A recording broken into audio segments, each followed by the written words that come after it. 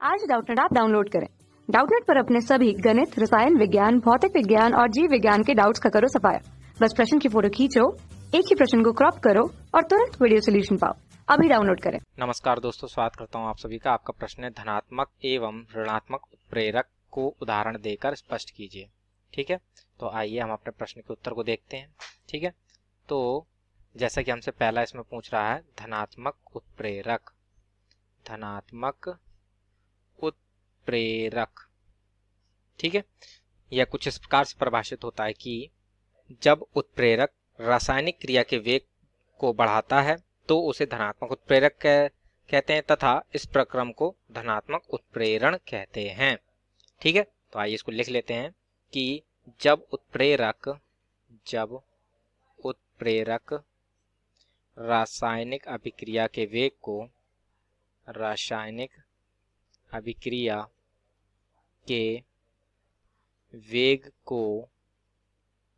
बढ़ाता है, ठीक है ना, रासायनिक अभिक्रिया के वेग को बढ़ाता है तो उसे धनात्मक उत्प्रेरक कहते हैं।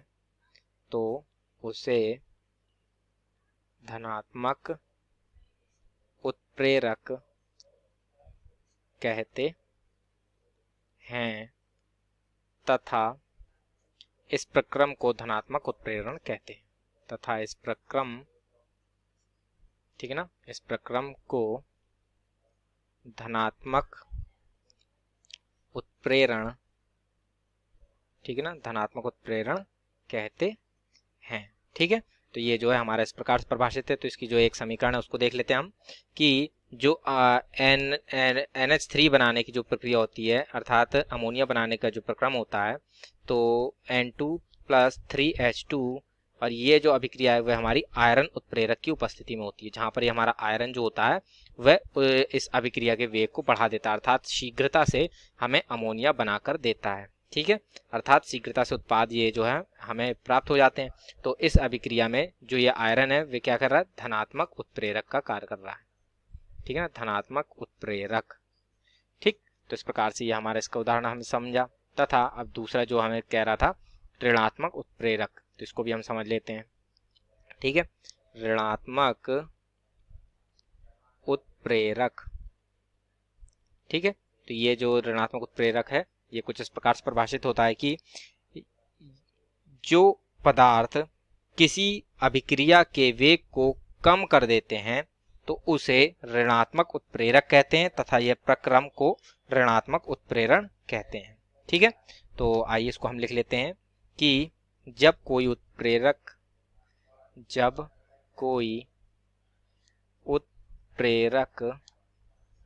रासायनिक अभिक्रिया के वेग को, ठीक है ना, रासायनिक अभिक्रिया के वेग को घटा देता है, ठीक है ना, अर्थात कम कर देता है,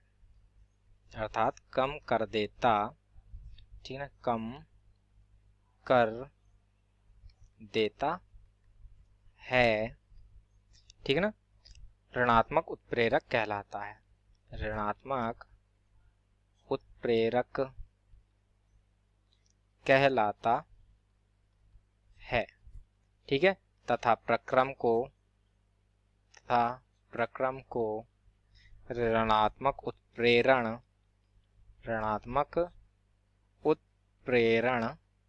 कहते हैं।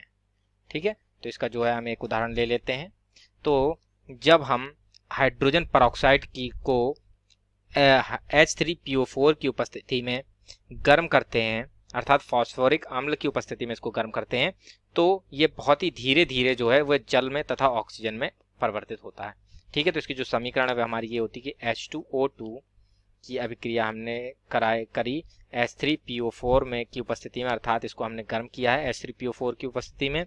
ठीक है, तो इसके फलस्वरूप यहाँ पर ये हमें जल देता है तथा ऑक्सीजन देता है। तो इसको जो हम संतुलित कर लेते हैं, तो 2 से यहाँ गुणा कर देते हैं और 2 से यहाँ कर देते हैं। ठीक है, तो ये जो हमारा फास्फोरिक अम्ल है H3PO4, ये यहाँ पर जो है ऋणात्मक उत्प्रेरण का कार्य करता है।